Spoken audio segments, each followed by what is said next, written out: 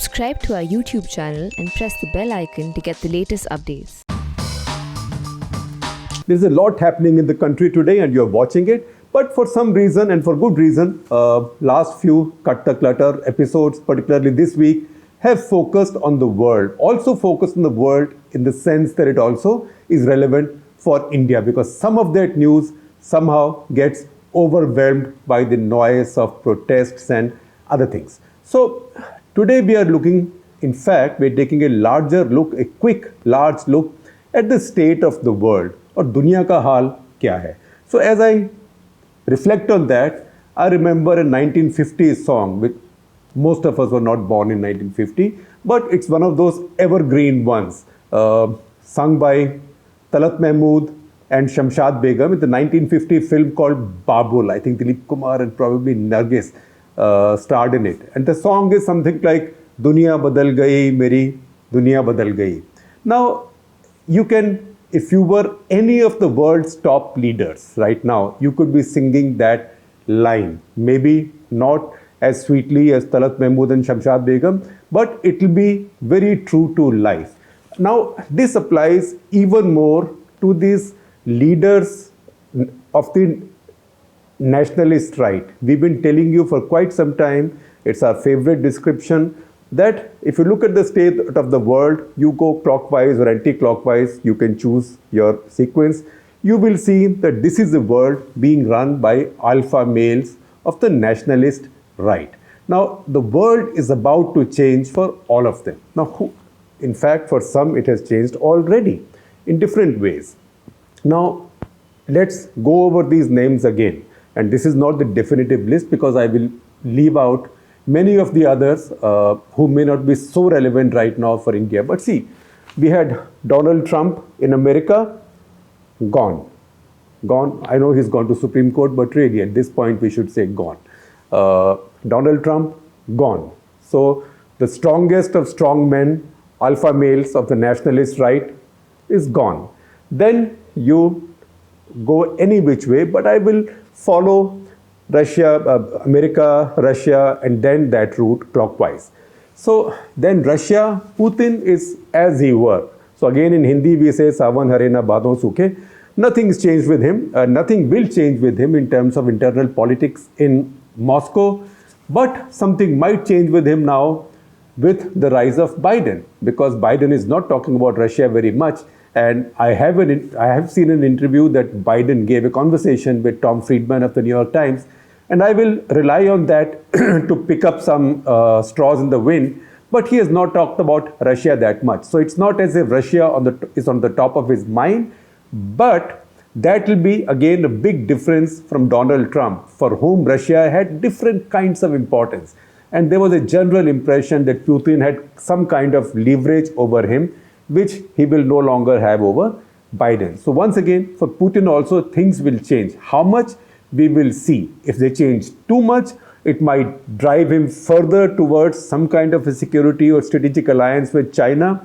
If it doesn't, then he can continue to play this familiar game of punching above his weight, way above the strength of his economy and his nation, etc. But basically batting on the strength of his military and nuclear strength, and also his willingness and his lack of hesitation in using his powers and dirty tricks.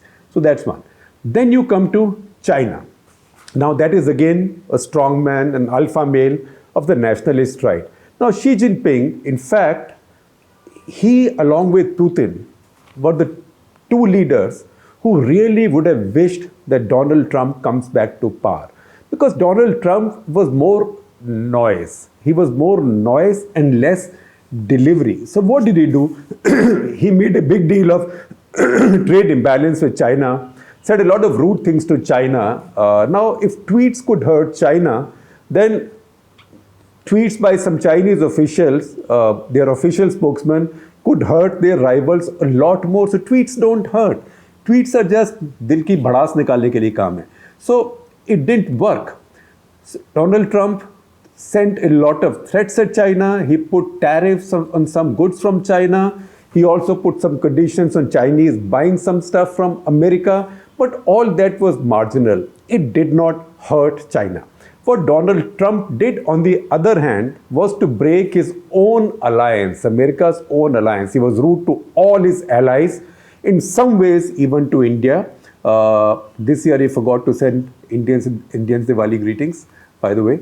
He broke up his alliances. He broke up the Trans-Pacific Partnership, which was going to be dominating the trade, etc., in this region, and that would have closed off the space for China's move with RCEP. But he dismantled that, saying that this is not good enough for America, because he became too insular in his thinking, because he thought that was working with his electorate. He was rude to NATO. He nearly defanged NATO. He angered France. So basically, Japan, he was very rude to Japan. So basically, he repelled his allies away from him, America's allies. And it suited China and Russia that Trump, in his arrogance and his America-centric thinking, was driving the allies away. Now, I know that Trump and his people, Pompeo and the rest, will have their explanations. But right now, I don't think they matter so much, because we have to look at the future. So now with Biden, China has to handle a new reality. Now, what would Biden do? Biden is also not going to declare friendship with China. In fact, if you saw the campaign, Biden's campaign, if anything, tried very hard to look even tougher on China than Trump. So what Biden might do, you can see that Biden is an old establishment guy. He's also an old diplomatic guy. So he's not somebody who's now boasting, I'll do this, I'll do that. He's talking diplomatic language, and I take these snatches and these indications from this conversation that he has had with Tom Friedman. And I will share with you the full copy of the column. Please read that. So he says with China that right now I will not change anything dramatically. I will watch. I'll see how the situation develops. Second, he says the best China strategy, I think, is one which gets every one of our allies, or at least what used to be our allies, on the same page. So he's now going to go to NATO. He's now going to go to, focus more, hopefully, on the Quad, to Japan, to Korea. And that again, Donald Trump was very rude to South Korea, his ally. He was nicer to North Korea, his adversary. So he says that he will reach out to all of them and realign them on the same page where they used to be earlier with America. Because he says in the same conversation that the way to deal with China is to have leverage. And you have to see where leverage comes from. So he says, for example, on trade, he will not withdraw the tariffs that Trump put. Right now, he let it be. That is establishmentarian thinking. It's also comforting that, I am not coming on the first day, walking out of Trans-Pacific Partnership, on day 2 doing this, day 3 doing that, day 4 going out of JCPOA. Not any of that. He says, I will wait. I will check things out. I will not withdraw these tariffs against China. But if you want to build leverage against China, then I have to invest in America's economy. And these identified sectors that he will invest in, the usual ones that you will expect, that is biotech, special materials, new materials, other technologies, clean technologies, green technologies, things like that. We know that he's appointed John Kerry as his climate change czar. Now, you can then see a more patient move on China with allies. I don't think it's going to make Xi Jinping very happy or very comforted. I think Xi Jinping is now going to be in a bit of a hurry to see what he can do in the 2 months before Biden settles down. Because then Biden administration will not be something that he can play with or his people can play with on Twitter. This will be a more patient administration with a deep establishment. So you might say, Trump said the deep state was bad and I was going to destroy it, but deep state is also your state. And if you can be on top of that state, then that is establishment that the other side has to deal with. So that is where Xi Jinping's dunya badal gayi hai. Then Japan, we know that the life of Shinzo Abe changed for other reasons. He had a bad sickness. It is not something which kills a human being immediately, but it's incurable and it's a pest, it's a bad sickness. So he had ulcerative colitis of a kind that does not submit to easy treatment. So that makes your life very difficult and challenging, and he decided not to continue in his position. He's been replaced by somebody who's pretty much in his image, but he does not have the same personality. So one strong man of alpha males of the nationalist right, Shinzo Abe, he's been taken out of the scene by his health. So that is gone on that side. We leave Narendra Modi for a moment and go ahead. Now, one of the biggest changes that you will see in the world with Biden's rise will be on America's policy to Turkey.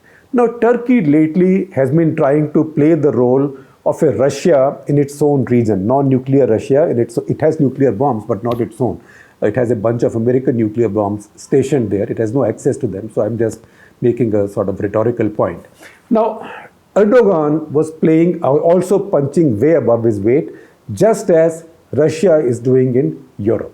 And he was doing it because Trump's withdrawal from everything had created a vacuum there. So Libya, Syria, he was in one place fighting with the Russians, one place in cahoots with the Russians. He was fighting in Kazakhstan along with the Israelis. On the other hand, he was abusing the Israelis because he wants the leadership of the Islamic world. Yet he was opening up a new front with Greece, who's his NATO ally. Why? Because he thought this was the opposite of the cop, the sheriff is my friend. This was the opposite, that the sheriff is looking the other way and will continue to look the other way, so I can do what I want. Now he knows that's not going to happen. And we've seen indications already of Turkey going out, reaching out to European powers. And let us see what will happen between Turkey and France and the rest. His world has also changed accordingly. So Biden will not be silent about the kind of human rights violations he's carrying out and about the way he's destroying his democracy. Now, you would say, okay, Americans can go on saying it, how does it matter? But in Turkey, it does matter because Turkey is a NATO ally. The Greeks want to buy F-35s. If Americans sell the Greek F-35s, which they are not selling to Turkey, this will change the power balance in that region. So there are limits to where Erdogan can go. His economy has collapsed to the extent that his son-in-law, who was the country's finance minister and the economic czar, he has decided to quit sort of voluntarily, quote-unquote, voluntarily. A new one has come in and he's done something that Erdogan had so far resisted. He had allowed the Turkish currency, Turkish lira, to weaken because somehow Erdogan had this is typical of all these alpha male leaders, that the strength of my currency shows the strength of my country. Our leader Narendra Modi also has the same belief. His government, the rupee should be strong.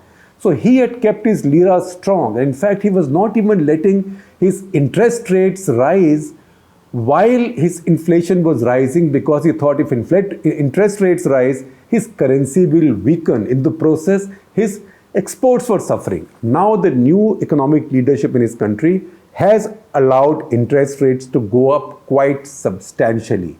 That would not have happened if Biden had not got elected and if Erdogan had not got this reality check that he is not the king of the universe, that this world had other balancing factors. So this is not Trump's America that's leaving the Middle East to its own devices or making its own deals with the Arab world and then letting everyone else play their own games. The other big change, the other strongman leadership is Iran. Iran, they will always be a strongman as long as the clergy is ruling the country. So who's the president, who's the prime minister, those things don't matter in Iran, it's the clergy. So clergy is male, clergy is strong, clergy is nationalist, and that's what they ride on. Now, so far, America was a big enemy.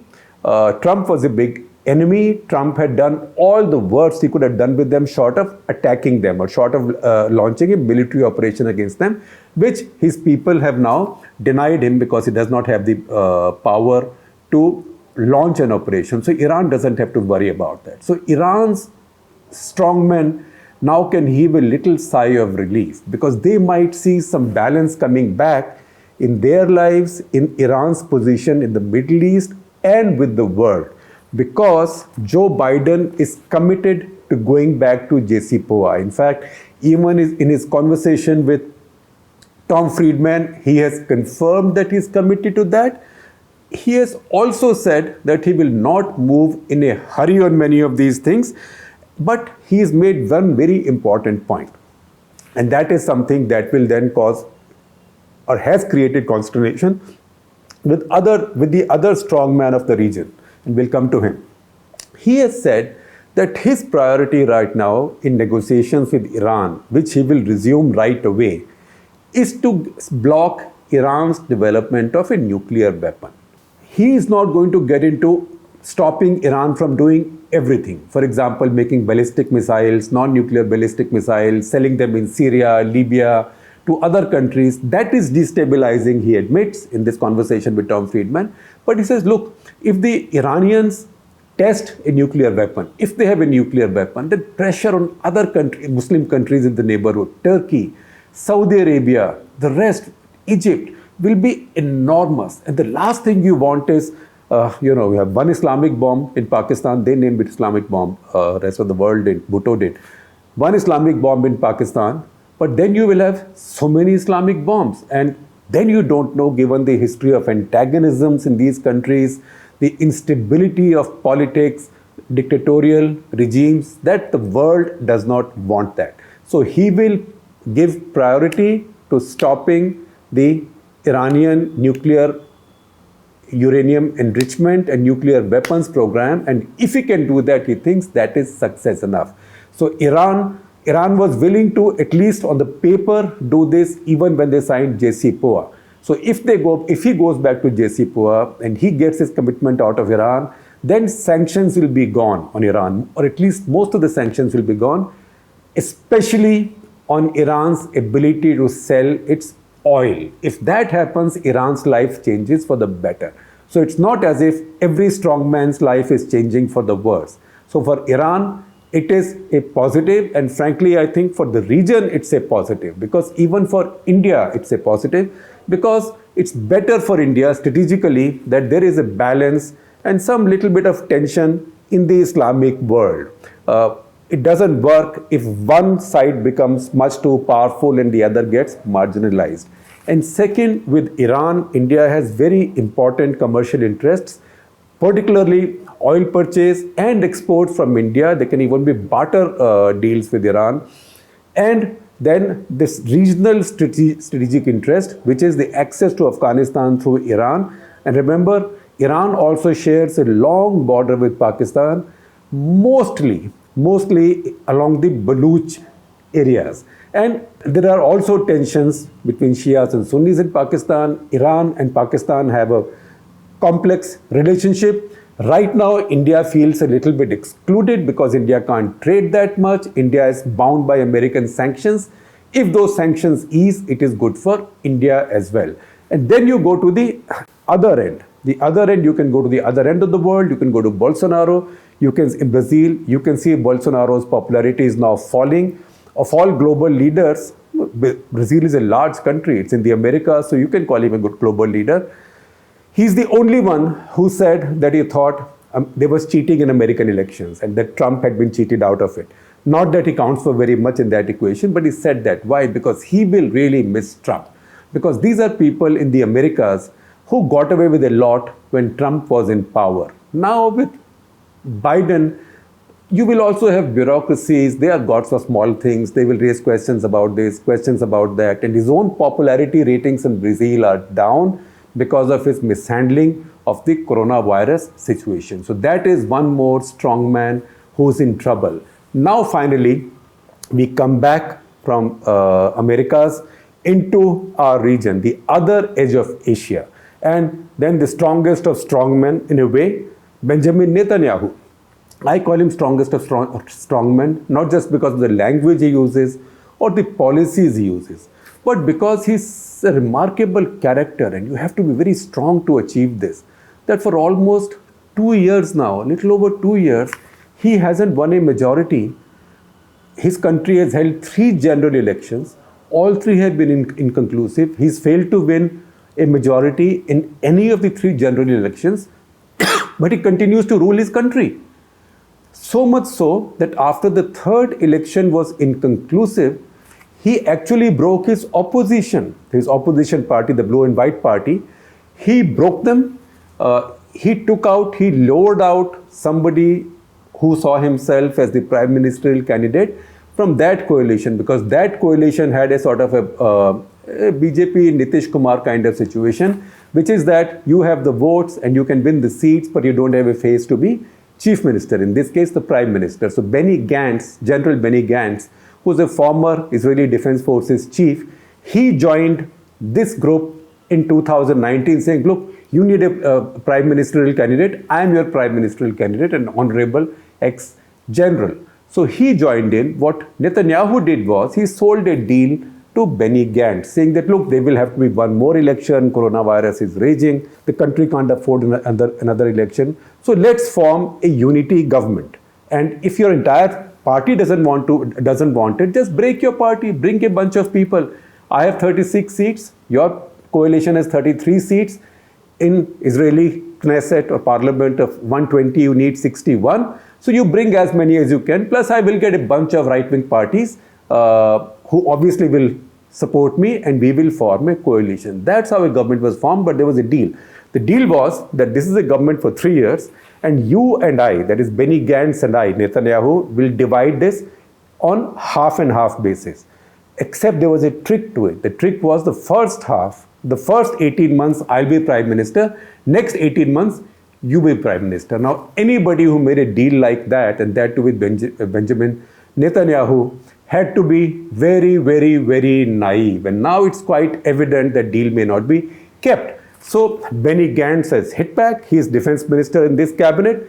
This November, he launched an inquiry into the purchase of submarines and other naval equipment from a German firm called ThyssenKrupp by the Israelis. And this inquiry targets Netanyahu, who already has serious cases of corruption against him. It is imperative, essential for him to continue as prime minister, because if he doesn't, then his prosecution in these cases will begin. As long as he's prime minister or he's holding a government position, he cannot be prosecuted. So for him, it's an existential issue, physically and personally, to stay in power.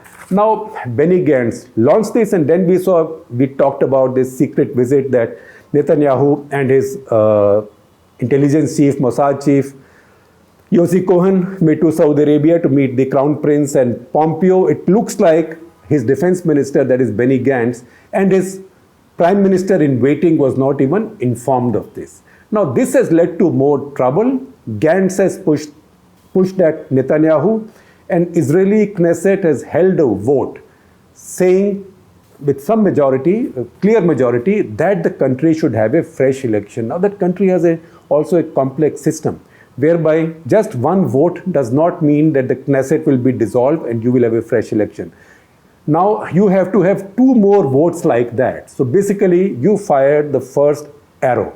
Now you are waiting for Netanyahu either to make concessions or compromises, or then you will go to the next one, because nobody wants to continue like this. At the same time, public support for a fresh election is not really great, because Israel is also getting into a new surge of coronavirus infections and maybe going into a lockdown again. But once again, what this has done is, this has weakened Netanyahu as well. In the big picture, he has to read this situation, the new situation in his domestic politics, also in terms of the change in America. Because Biden administration is not as forgiving towards him as Trump's might have been when it comes to annexing the West Bank territories or declaring Israel's sovereignty over Israeli settlements on the West Bank and Palestinian territories. Also, Trump had moved the American embassy to Jerusalem. Biden was not in favor of that, although he now says that he's not going to withdraw it. So that is how you now find that even Netanyahu and Narendra Modi, you can see Narendra Modi right now, he has to figure out a new leader in America.